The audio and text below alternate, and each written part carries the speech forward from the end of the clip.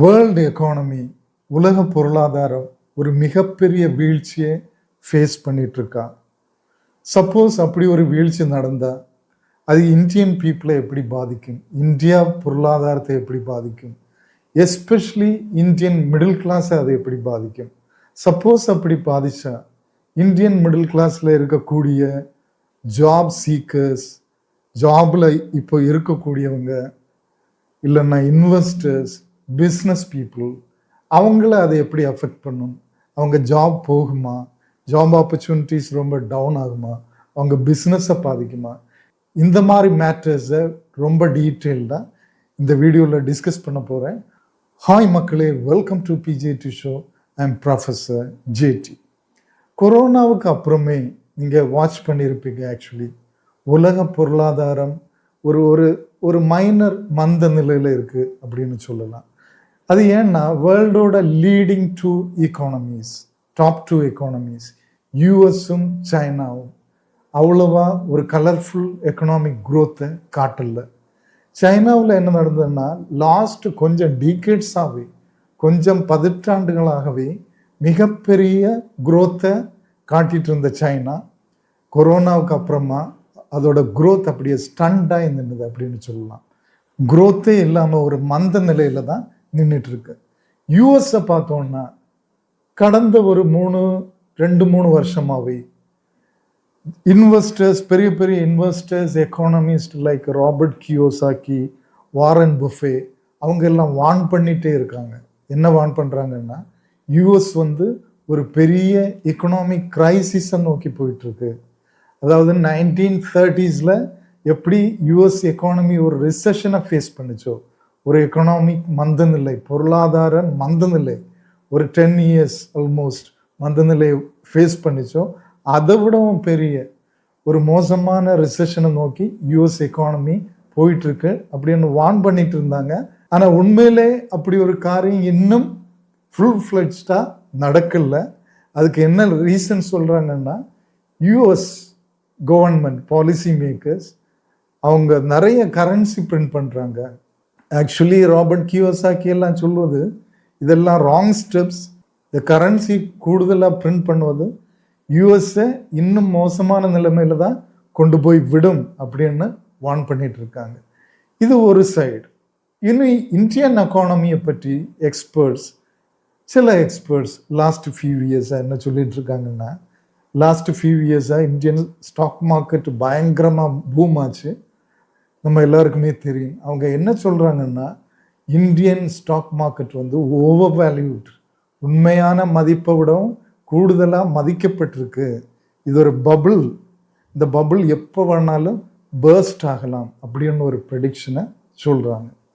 So along with this, இதுக்கு கூட என்னெல்லாம் நடக்கும், வேர்ல்டு வைட் நடக்கக்கூடிய பிரச்சனைகள் உங்களுக்கு தெரியும். ஓகே, எஸ்பெஷலி ரஷ்யா யுக்ரைன் வார், அது எப்படி உலக பொருளாதாரத்தை அஃபெக்ட் பண்ணுது ஒரு side.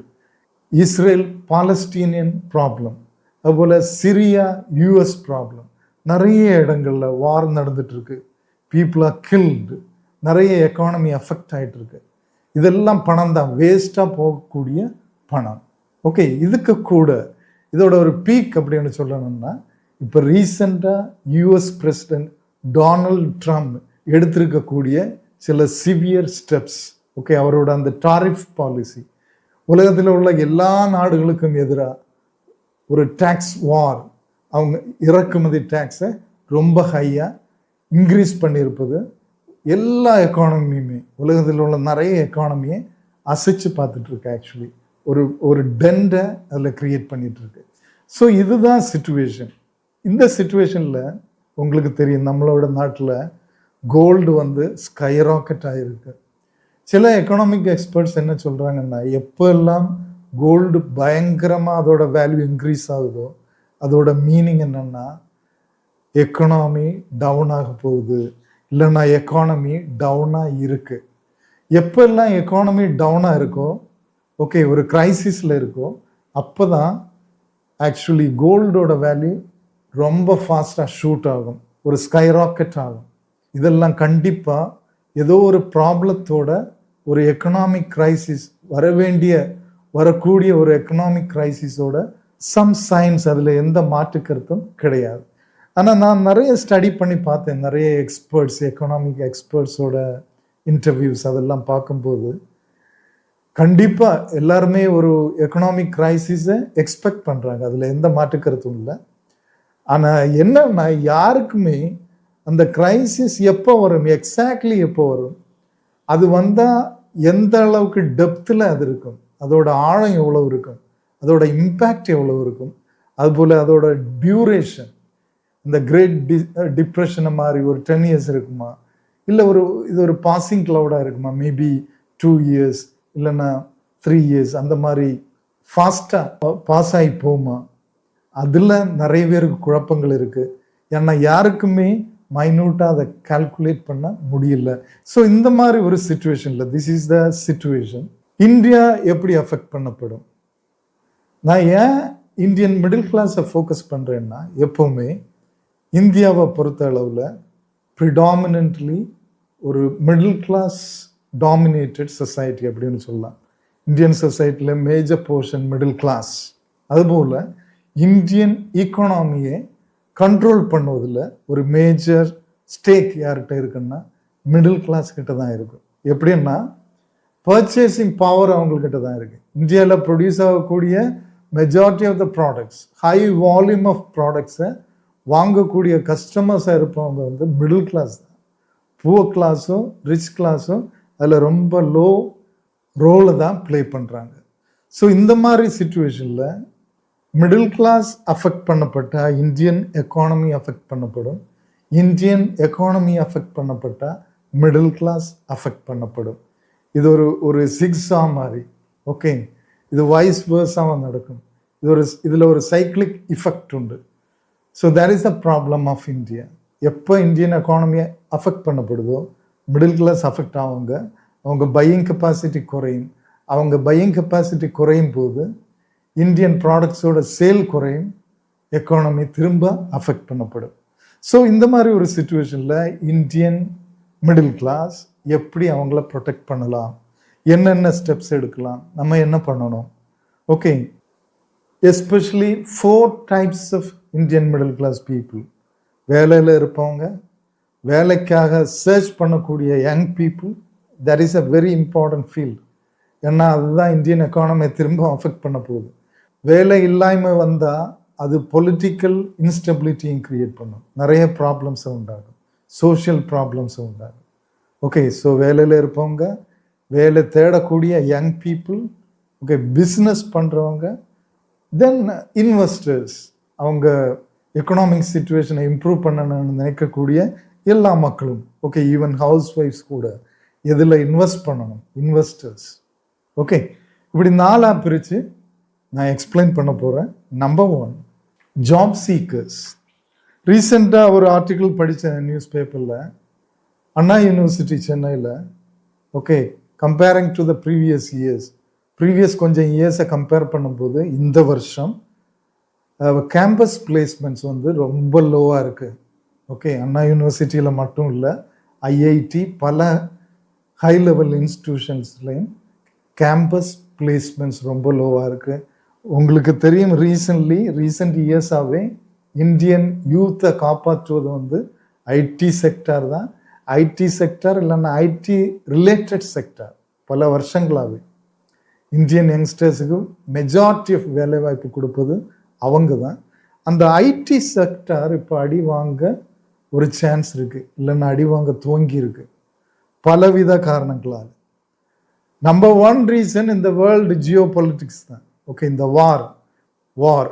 Number 2 American tariff war. இது எல்லாமே கண்டிப்பாக எல்லா பிஸ்னஸையும் அஃபெக்ட் பண்ணும். இந்த ரெண்டும் எல்லா பிஸ்னஸையுமே அஃபெக்ட் பண்ணும். ஆனால் ஐடியை அஃபெக்ட் பண்ணக்கூடிய ஒரு புதிய ப்ராப்ளம் இப்போ வந்திருக்கு, அதுதான் AI, artificial intelligence. Okay, ChatGPT போன்ற டூல்ஸ் வந்து நிறைய எம்ப்ளாயீஸை வேலை இல்லாமல் ஆக்க போகுது, எஸ்பெஷலி இந்த ஐடி ஃபீல்டு. நான் ஐடி ஃபீல்டில் உள்ள நிறைய எக்ஸ்பர்ட்ஸுக்கிட்ட டிஸ்கஸ் பண்ணேன். கண்டிப்பாக அதுக்கு ஒரு நெகட்டிவ் இம்பேக்ட் இருக்கும், ஜாப் லாஸ் வரும்.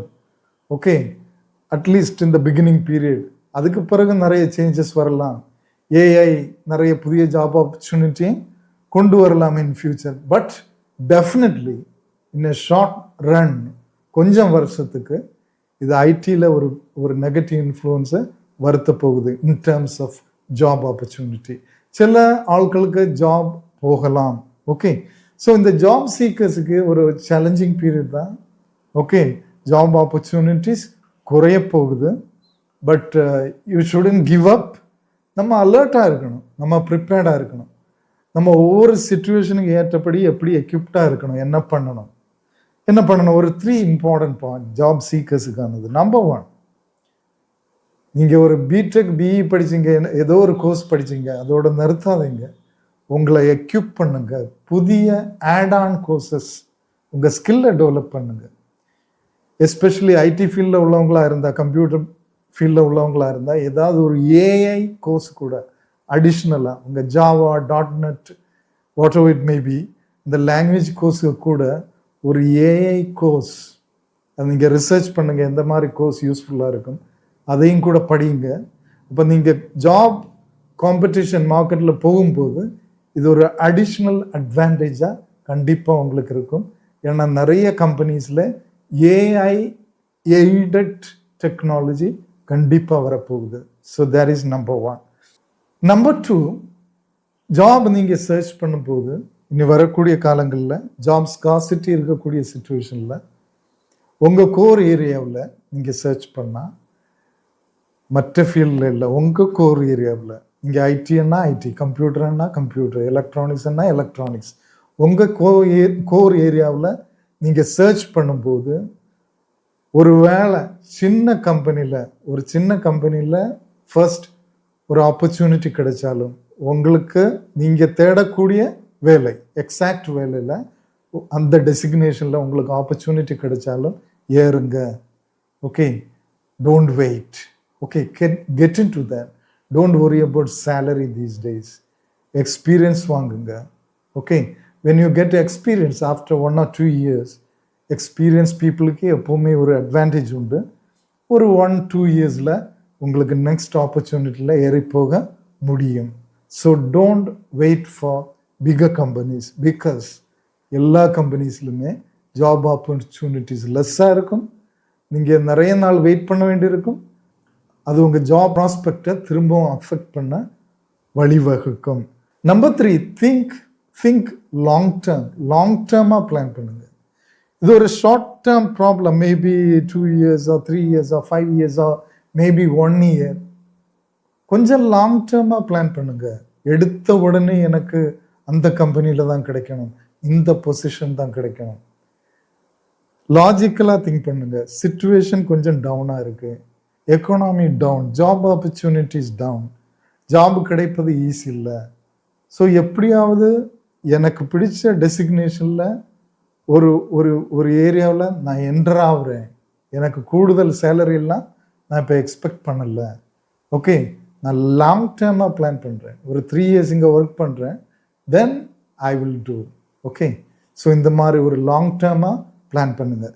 Think 5 years down the line at least.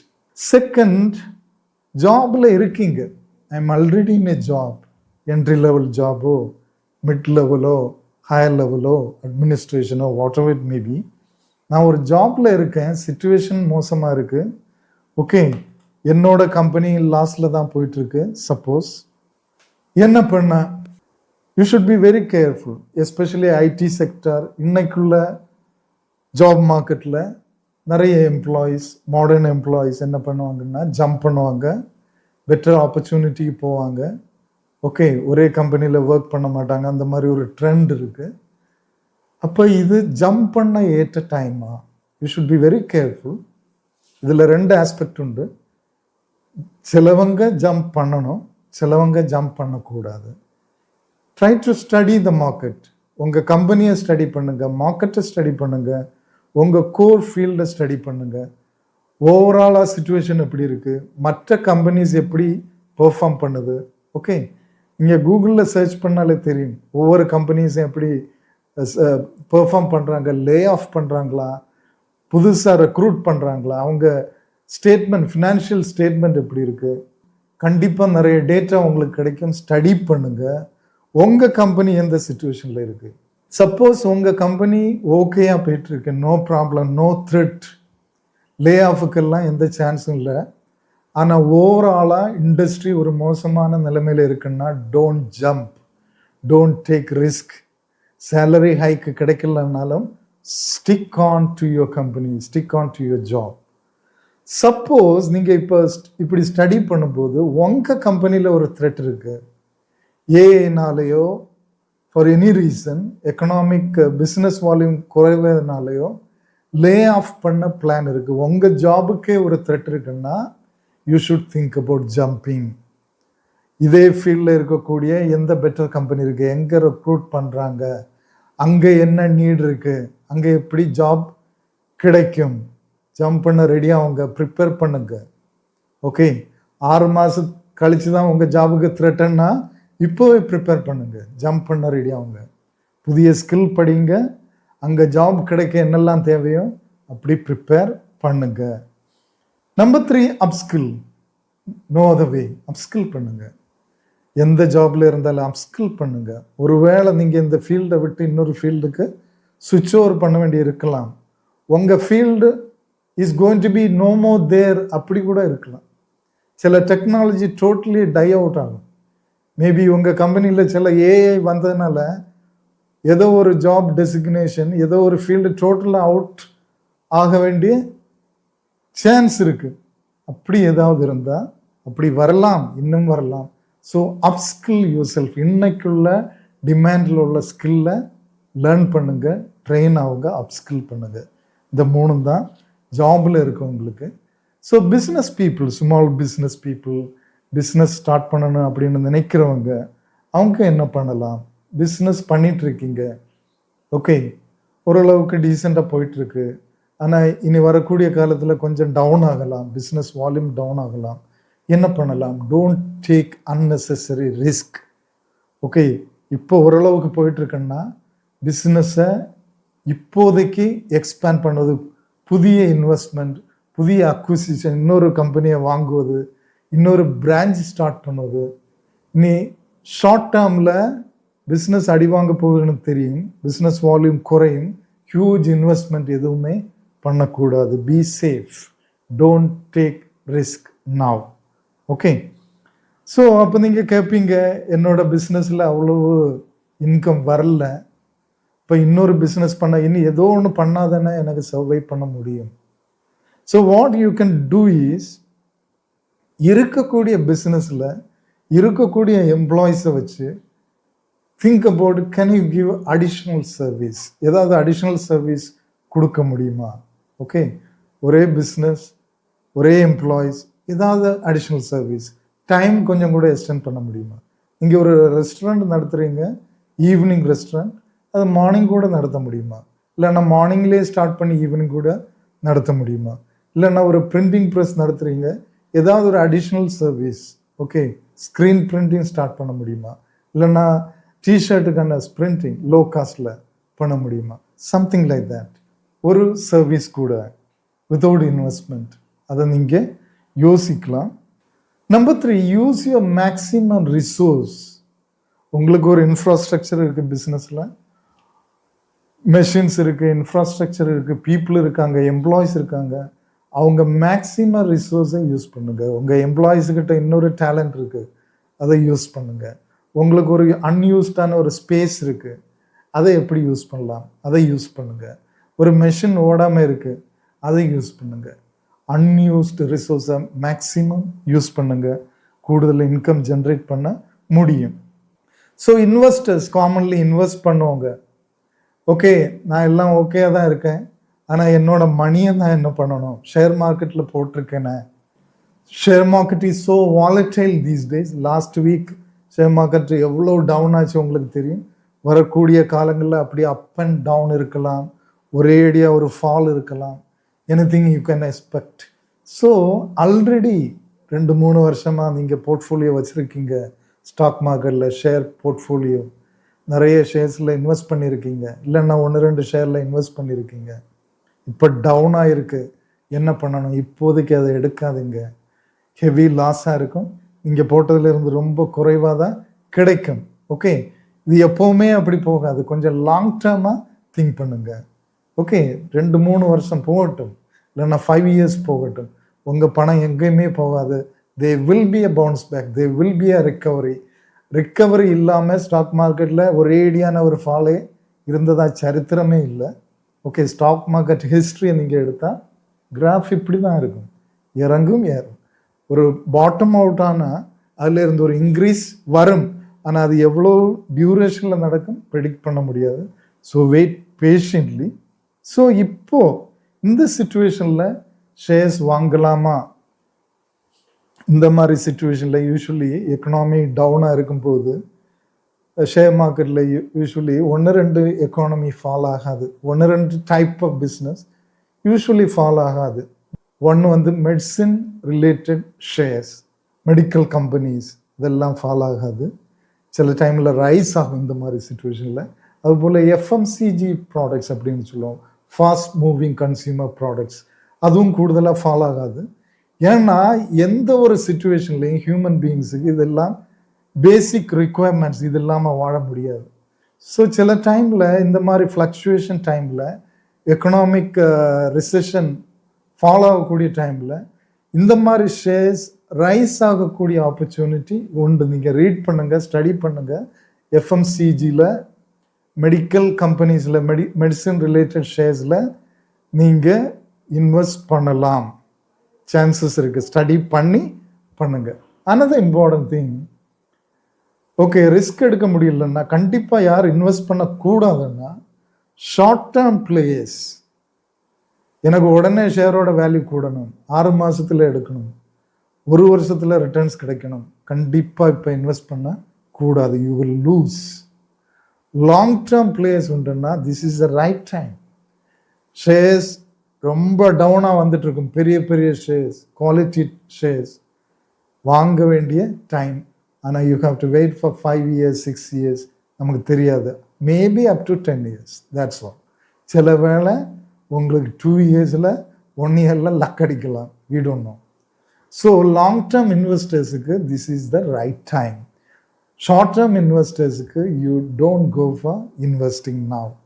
மற்றபடி பொதுவான இன்வெஸ்டர்ஸுக்கு இப்போ கண்டிப்பாக இன்வெஸ்ட் பண்ணணும்னா எஃப்எம்சிஜிலையும் மெடிக்கல் ஷேர்ஸ்லையும் இன்வெஸ்ட் பண்ணலாம். ஒருக்கா கூட ஸ்டடி பண்ணி நீங்கள் இன்வெஸ்ட் பண்ணணும். ஓகே, இனி வேறு ஏதாவது இருக்கா? நான் சொன்ன மாதிரி எப்போ எல்லாம் எக்கானமி டவுன் ஆகுதோ ஒரே ஒரு கமாடிட்டி ஹை ஆகும், தட் இஸ் கோல்டு. ஓகே, அது காட்ஸ் மணி, அது வேல்யூ கூடிகிட்டே போகும். ஸோ இப்போது ஐ திங்க் 72,000 நினைக்கிறேன் 2 நாளைக்கு முன்னால் கோல்டு வேல்யூ 1 lakh வரைக்கும் போகலாம். இப்போவும் நீங்கள் இன்வெஸ்ட் பண்ணலாம் தைரியமாக. கீழே வந்தாலும் திரும்பவும் மேலே போகும். Don't worry, you can invest in gold. Okay, so these are the important points. கண்டிப்பாக இந்த ஐடியாஸ் உங்களுக்கு யூஸ்ஃபுல்லாக இருக்கும். நல்லா திங்க் பண்ணி செயல்படுங்க. அன்னெசரியாக உங்கள் ஹார்ட் ஏர்ன் மணியை எங்கேயாவது போடாதுங்க. Be safe, careful, but you have to be adventurous also at the same time. Okay, இந்த வீடியோ உங்களுக்கு பிடிச்சிருந்தா லைக் பண்ணுங்கள், ஷேர் பண்ணுங்கள். சப்ஸ்கிரைப் பண்ணாமல் பார்த்துட்டு இருந்தால் சப்ஸ்கிரைப் பண்ணுங்கள். How to become rich, a secret road to riches அப்படின்னு ஒரு செமினார் எடுத்துகிட்டு இருக்கேன். அதை பற்றி டீட்டெயில் வேணும்னா என்னோடய வாட்ஸ்அப் நம்பர் கொடுத்துருப்பேன் டிஸ்கிரிப்ஷனில், அதில் காண்டாக்ட் பண்ணுங்கள். Okay, till we meet in the next video, wish you all the best.